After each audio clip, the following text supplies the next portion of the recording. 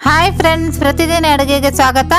ನಾನಿವತ್ತು ಖಾರ ಬಾತ್ ಮಾಡ್ತಾ ಇದ್ದೀನಿ. ರೆಸ್ಟೋರೆಂಟ್ ಸ್ಟೈಲ್ನಲ್ಲಿ 1 ಕಪ್ ರವೆ ತೊಗೊಂಡಿದ್ದೀನಿ. 1 ಕಪ್ ರವೆಗೆ 4 ಕಪ್ ನೀರನ್ನ ಬಿಸಿ ಇಡ್ತಾ ಇದ್ದೀನಿ. ಒಂದು ಸೈಡು ಒಂದು ಕಡಾಯಿ ಬಿಸಿ ಇಟ್ಟಿದ್ದೀನಿ. 2 ಚಮಚದಷ್ಟು ಕುಕ್ಕಿಂಗ್ ಆಯಿಲ್ ಹಾಕಿದ್ದೀನಿ. ಎಣ್ಣೆ ಬಿಸಿ ಆದ ನಂತರ 1 ಕಾಲು ಟೀ ಸ್ಪೂನ್ ಸಾಸಿವೆ, 1 ಟೀ ಸ್ಪೂನ್ ಕಡಲೆಬೇಳೆ, 1 ಟೀ ಸ್ಪೂನ್ ಉದ್ದಿನ ಬೇಳೆನ ಹಾಕಿ ಒಂದು ಸ್ವಲ್ಪ ಕರಿಬೇಳೆನ ಹಾಕಿ ಸ್ವಲ್ಪನೇ ಫ್ರೈ ಮಾಡ್ಕೊಳ್ಳಿ. ನಂತರ 1-2 ಹಸಿಮೆಣಸಿಕಾಯಿ, 1 ಕ್ಯಾಪ್ಸಿಕಮ್ನ ಹಾಕಿ ಸ್ವಲ್ಪನೇ ಫ್ರೈ ಮಾಡಿ, ಜಾಸ್ತಿ ಫ್ರೈ ಮಾಡಬೇಡಿ. ನಂತರ 1 ಟೊಮೆಟೊನ ಹಾಕಿ ಟೊಮೆಟೊನ ಸ್ವಲ್ಪ ಸಾಫ್ಟ್ ಆಗೋವರೆಗೂ ಫ್ರೈ ಮಾಡ್ಕೊಳ್ಳಿ.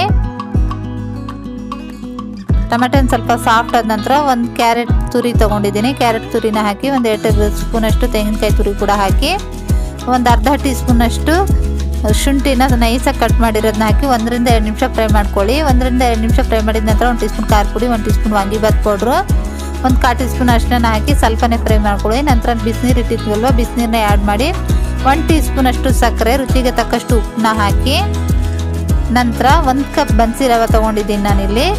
ಬನ್ಸಿ ರವೆನ ಹಾಕಿ ಮಿಕ್ಸ್ ಮಾಡಿ ಚೆನ್ನಾಗಿ, ಒಂದು ಅರ್ಧ ನಿಂಬೆಹಣ್ಣಿನ ರಸನ ಹಾಕಿ ಚೆನ್ನಾಗಿ ಮಿಕ್ಸ್ ಮಾಡಿ ಮೀಡಿಯಮ್ ಉರಿಯಲ್ಲಿ ನೀರೆಲ್ಲ ಕಡಿಮೆ ಆಗೋವರೆಗೂ ಬೇಯಿಸಿ. ನೋಡಿ, ನೀರೆಲ್ಲ ಕಡಿಮೆ ಆಗಿದೆ. ಇಷ್ಟಾದ ನಂತರ ಮುಚ್ಚಿ ಸಿಮ್ನಲ್ಲಿ 2-3 ನಿಮಿಷ ಬಿಟ್ಬಿಡಿ. 2-3 ನಿಮಿಷ ಆಗಿದೆ, ಸಿಮ್ನಲ್ಲಿ ಇಟ್ಟಿದೆ. ಗ್ಯಾಸ್ನ ಆಫ್ ಮಾಡಿಬಿಡಿ. ರೆಡಿಯಾಗಿದೆ. ನಾವು ರೆಸ್ಟೋರೆಂಟ್ನಲ್ಲಿ ಹೋದಾಗ ತಿಂತೀವಲ್ವ, ಅದೇ ಥರ ಟೇಸ್ಟ್ ಇರುತ್ತೆ. ತುಂಬಾ ರುಚಿಯಾಗಿರುವಂಥ ಈ ಖಾರ ಬಾತ್ನ ಖಂಡಿತ ಟ್ರೈ ಮಾಡಿ. ಈ ರೆಸಿಪಿ ಇಷ್ಟವಾದರೆ ಲೈಕ್ ಮಾಡಿ, ಶೇರ್ ಮಾಡಿ, ನಮ್ಮ ಚಾನಲ್ಗೆ ಸಬ್ಸ್ಕ್ರೈಬ್ ಮಾಡಿ.